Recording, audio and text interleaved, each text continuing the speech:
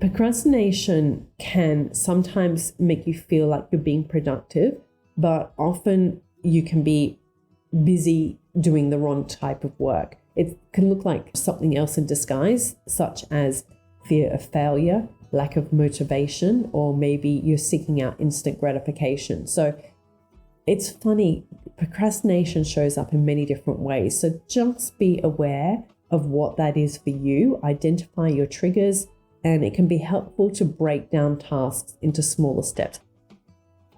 Welcome to Imprint, a podcast about creating a home and life you love. I'm Natalie Walton, an interior designer, stylist, and best-selling author focused on an holistic approach to homes.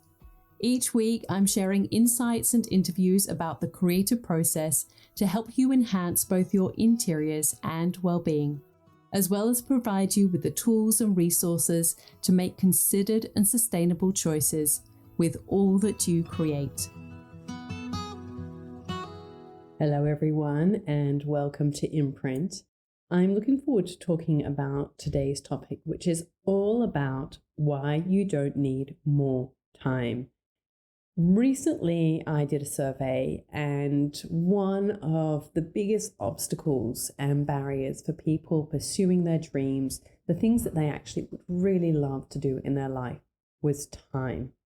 But today, I would like to offer you that you don't need more time. You just need to make your time count. There is a huge myth around having enough time to do something. After all, time is a finite resource, but what we actually need to do is be intentional about how we spend our time and make important mindset shifts about time too. So today I'm going to be sharing with you 5 ideas why you don't actually need more time.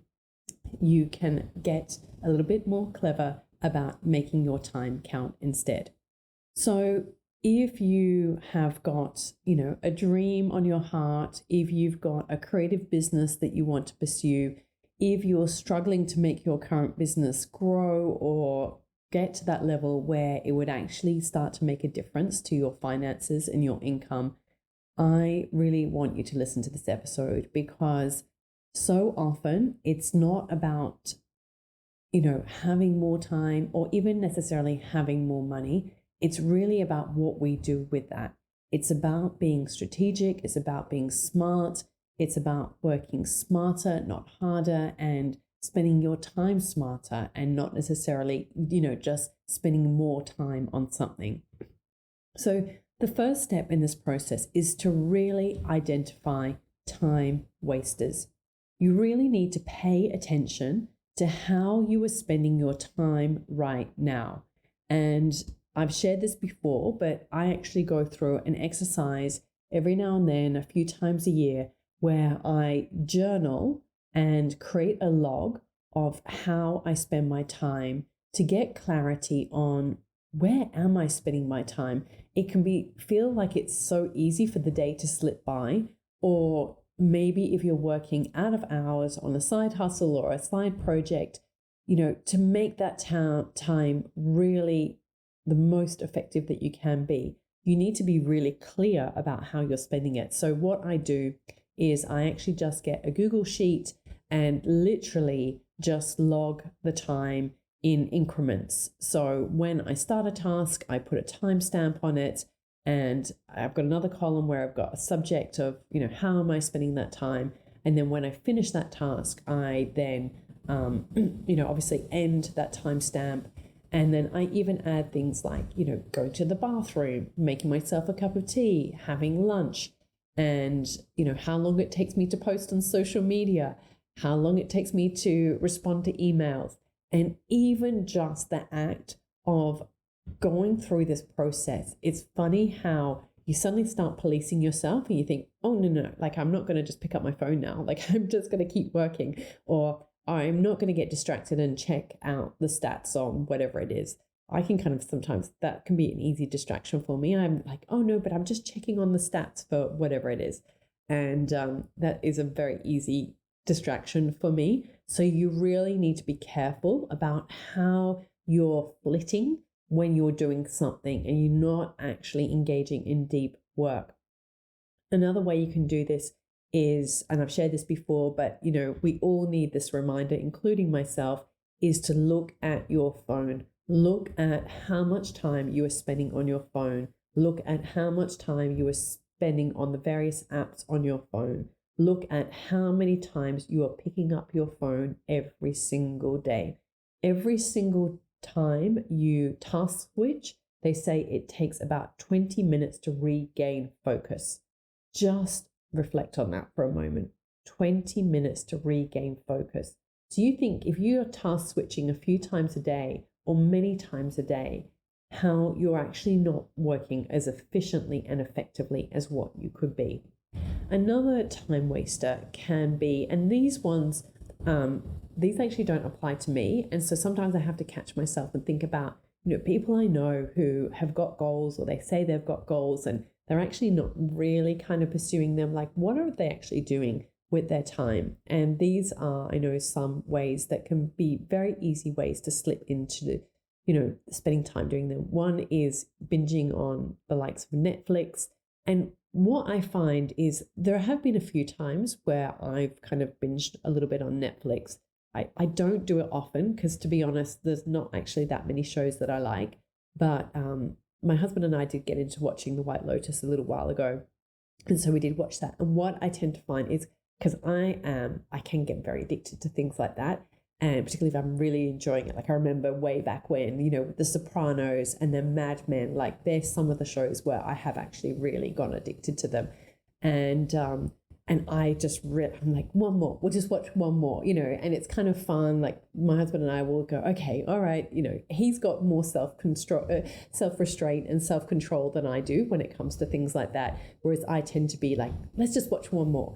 And because in the moment, I just want that kind of, that instant gratification. And what I find is that when I have times of that, I actually feel not great the next day. I end up going to bed later. I don't get as good quality sleep. So I feel more tired. It really isn't the best way for me to be spending my time. And so I think it's really important to be aware of how much time you spend on that. And not just, because you might think, well, this is the evening, this is my downtime. This is how I chill out. But notice the knock-on effect of things like that. If you are staying up late, then how does that impact you the next day? I know for me, if I'm tired the next day, I'm not as clear-headed, I'm not as focused, I'm more likely to get distracted, I'm more likely to grab for, things that are not good for me in terms of food. I don't eat my best. I'm less likely to kind of want to exercise. It just has such a huge knock-on effect. I also get, a bit more irritable with other people in my family. It's just, that's why I tend to avoid it. Obviously, for you, it might be spending long hours just talking on the phone. I am not a talker on the phone. I've had people tease me about this because I really actually don't like talking on the phone. And whereas I've got some friends and they love a chat on the phone. Like, I think that every single phone conversation they have is at least 45 minutes, an hour and a half. Whereas I am not like that at all. I'm kind of to the point, I'm happy to have a quick little chat. I actually love catching up with people in person. I just don't like talking on the phone.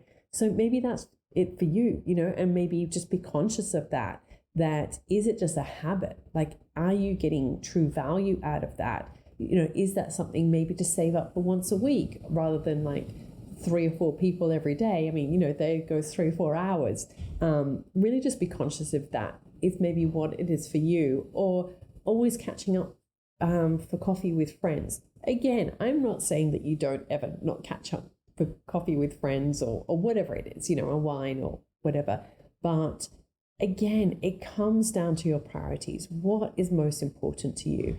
And for me, in certain seasons where, I really am trying to grow my business, I'm really make sure that when the children are at school, that is it. I've got my head down and I'm just really working as effectively as I can, because come the weekend, I don't want to be touching my computer. Come the evening, I don't want to be touching my computer either. And I really want to minimize the amount of time I'm working on school holidays as well. So it's going to be different for you, but just really identify time wasters for you.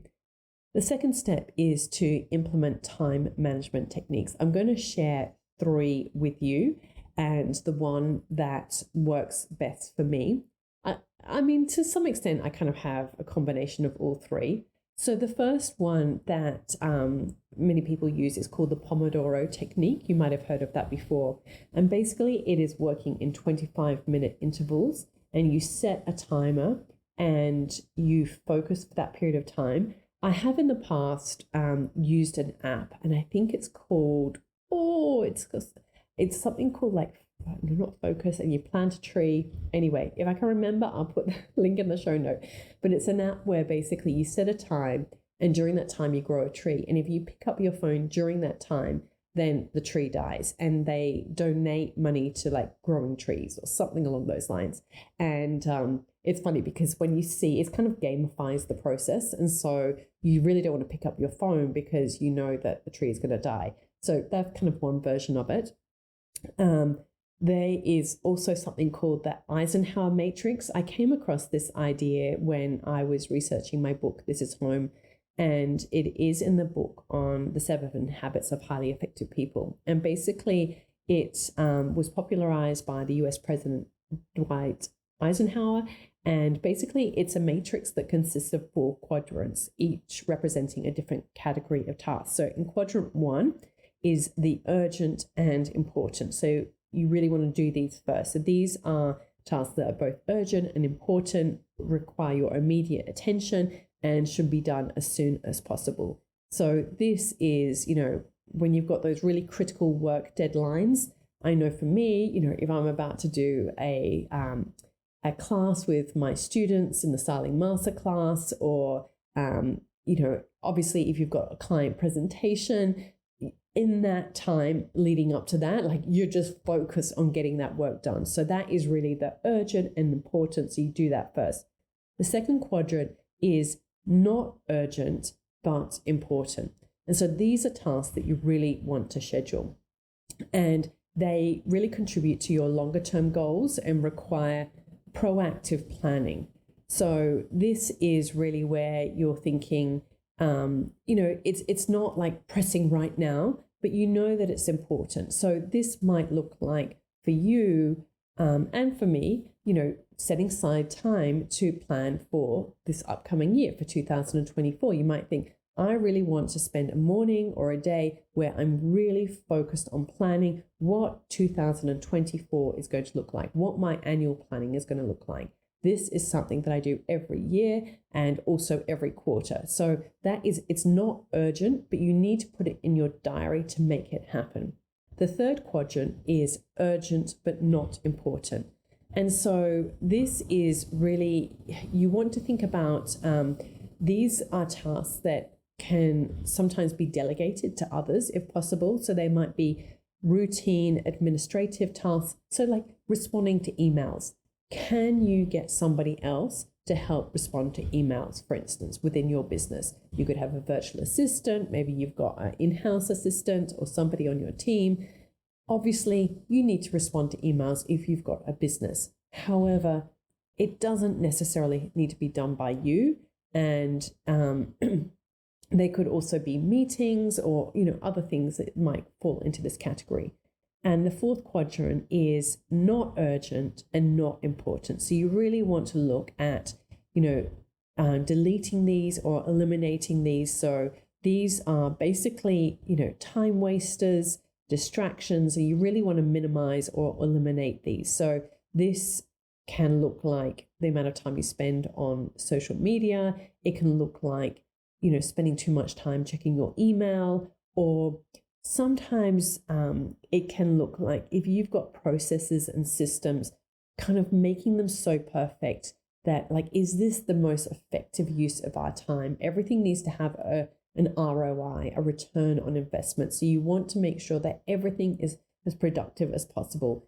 an example of this within our business is we're playing around at the moment with, can we be more effective and efficient with our systems and processes? We've got a task management program called Asana that we use, and it can be really great for some things, but because we're such a small team, sometimes it feels like we can spend too much time in there planning and ticking off the checklists and creating the checklists and all of those things. Is there a simpler way that we can do that? So just for example, with my podcast, we have taken that out of Asana and we have moved it into a Google Doc that we tag, we put links in there. And I just find it so much easier that if I change the order of any of the episodes, it's just a lot quicker and easier to change than within Asana, because there are so many different like filters and all of these other things. Now, I can completely see that if you've got a bigger business and more hands involved, that yes, there is definitely a place for having that. But if you've got a smaller team and you're really trying to be effective and efficient, then maybe looking at ways that you can really simplify. And the third idea in terms of implementing time management techniques is time blocking. This is one of my favorite ways to really be productive. And for me, I really prioritize my most important tasks early in the morning. That is when I've got the clearest head. I try and move all of my meetings, if I can, to the afternoons. I find that really slows me down and I start to get really frustrated. And then after lunch, I'm feeling more tired and I'm really pushing up against that. Well, the kids are going to be home from school soon. And so I don't want to be, pushing up against that deadline. I want to be trying to get the work done early in the morning. And so typically I try and block, about 2 hours in those morning sessions. And I find that really effective for me. So that could be something that you look at. And, if, for instance, you've got a side project, something that you're trying to work on, maybe for you, it's sort of trying to go to bed a bit earlier and get up earlier and do it then. I mean, as it is, like I get up at 5:30 most mornings. If it wasn't for the kids and I actually like to do I've got a whole morning routine. So I like to do my morning walk, my yoga, my meditation, my journaling, all of those things. So I get up early to do those things. But maybe for you, it's using that time to work on your project or, and then, if you want to do exercise, doing that in the evening, whatever it is for you, like find out what works best for you. The third idea that I wanted to share with you is to delegate and outsource. So really ask yourself, how can I get help? And this is going to look different for you in different seasons of your life. So maybe it's getting someone to help with the house, or maybe it's getting someone to help with your garden or your lawn care. Maybe it's getting a babysitter for 2 hours in the morning so you can focus on doing some work projects then. I've got a friend who, childcare centres can be really expensive in Australia. It can get really hard to get into. And maybe if you've got really young children, you might not want them to yet go to a childcare centre, but can you get a babysitter for a few hours in the morning so that you can be really productive? And any of you who are mothers and have had children, how incredibly productive you can be while that child is asleep. When you've got kind of like that newborn baby and they're sleeping for 2 hours, it's like, okay, I've got 2 hours where I'm not going to have to be holding them. And I'm just going to, like, whatever it is for you, clean the house, do the projects, do this. Like I used to, because when I was on maternity leave, I was actually doing freelance writing for the magazine as a way to earn extra money because I was on a very low income. And so I would literally write the freelance articles while the baby was sleeping. So, and it was the perfect amount of time. And I wasn't procrastinating. I wasn't getting distracted. It was like the baby is asleep. As soon as, the baby's gone down, okay, now's the time to write. And so that's when I would do it. And it's just amazing that when you have got that, that you've got a very, very clear deadline, just how focused you can be. I know when I've worked on my books, just how incredibly focused I can be when I know that like I've got to get this manuscript to the publisher on Monday and I just can't be messing around. So, it can look different for you in different seasons of your life. Maybe it's that you need to set aside time on the weekend or on a Saturday Maybe your partner can look after the kids on a Saturday and you can focus on a project. Again, like, if you could do that and you could get 8 hours worth of work, and if you've got to really make the most of that time, it's amazing how much you can get done. Of course, you can look at things like getting a virtual assistant. There's, sites such as Fiverr and Upwork where you can get a virtual assistant to, sometimes it could just be a couple of hours a week and maybe they can help you in some capacity, doing whatever task it is for you, email management, whatever. Just create a list of the things that you really don't need to be working on, based on that Eisenhower matrix. And you will find that really effective as well. So, excuse me. So the step number 4 is to really beware procrastination. It can be the thief of your dreams. Procrastination can sometimes make you feel like you're being productive, but often you can be busy doing the wrong type of work. So what is procrastination? It's really delaying tasks or actions despite knowing their importance. So it can look like you're doing effectively, it can look like something else in disguise, such as fear of failure, lack of motivation, or maybe you're seeking out instant gratification. So it's funny, procrastination shows up in many different ways. So just be aware of what that is for you, identify your triggers, and it can be helpful to break down tasks into smaller steps. If you're starting to feel overwhelmed by what you need to do, then break it down into smaller steps. I always find that really helpful. And get clear on your deadlines and goals. As I mentioned, when I'm working on my books, when I'm working on presentations, I've got that very clear deadline, and it really moves me into action. If, like on a day like today, it's like I've got very limited time because the kids are on school holiday, my husband's taking them out. So I am so focused on, getting these podcasts recorded for you so that it's done. I'm not looking at my phone. I'm just so in the zone right now. I try and do that as much as possible with different areas of my business as well. Step number 5 is to create a productive work environment. This can look like making sure you've got a clear desk. It can look like going to another room or space in your home where you feel like you can really focus in that space. At the moment, I actually really enjoy coming to the studio, which is where I am right now. It is physically away from the house so that I don't have to listen to the children. I find that really distracting sometimes, and they're more likely to come in and talk to me and all of those kind of things versus, if I'm physically in a separate environment, I find I can work much more productively. When we didn't have this extra space, I actually used to go to the library to work. I've spent many, many hours, like many of my books have been written in libraries because it's just that quiet environment to be able to work without interruptions. And it also kind of like that when you're working in a library, it's not as easy to get up and just make a cup of tea or go to the toilet every 10 minutes. You know what I mean? So you've got like fewer distractions in that sort of sense. So that can be something you could consider.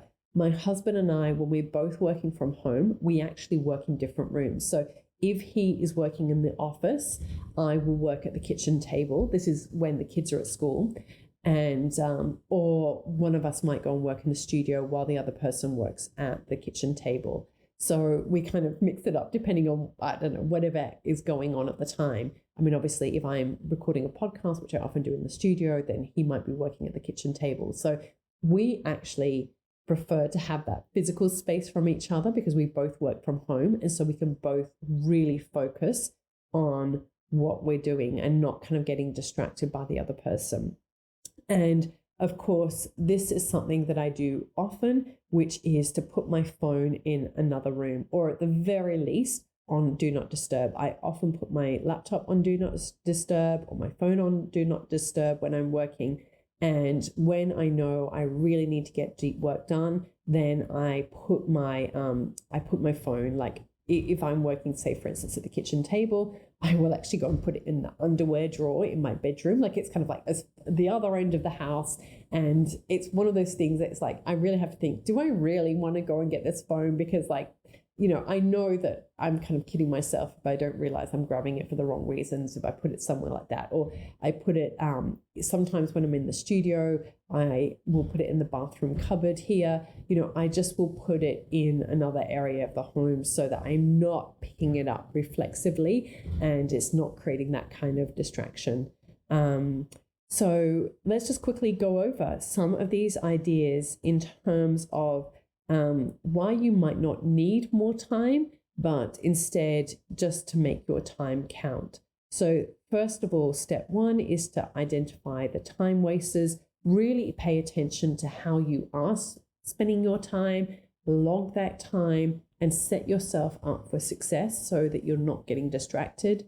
Number two is to implement time management techniques. So you can use the Pomodoro technique, time blocking, or the Eisenhower matrix.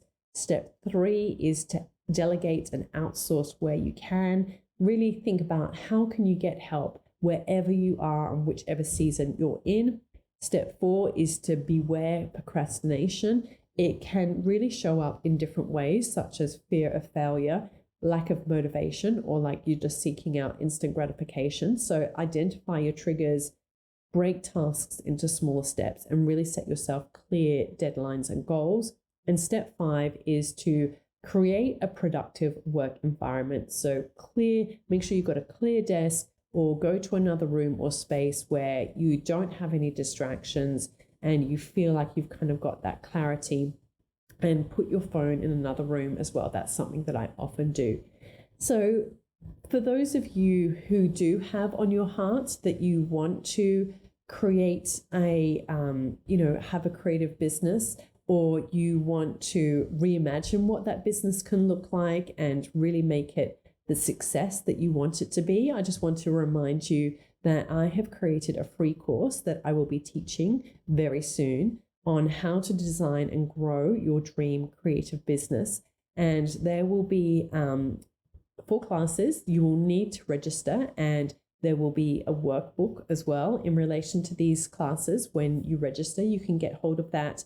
And it's really so that you can make 2024 your best year yet.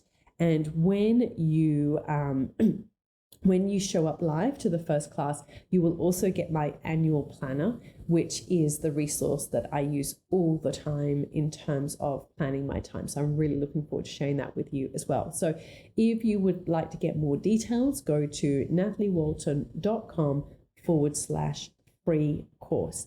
And honestly, like I could quite easily share this or charge at least $1,000, if not $2,000 for this course. I mean, it's going to be a creative business course and really sharing the biggest lessons that I've learned. But it's going to be, and look, I very well might charge for this course in future, but I really want to get feedback from you on what you found valuable about it. Love to, if you do find it valuable, would love to get testimonials from you.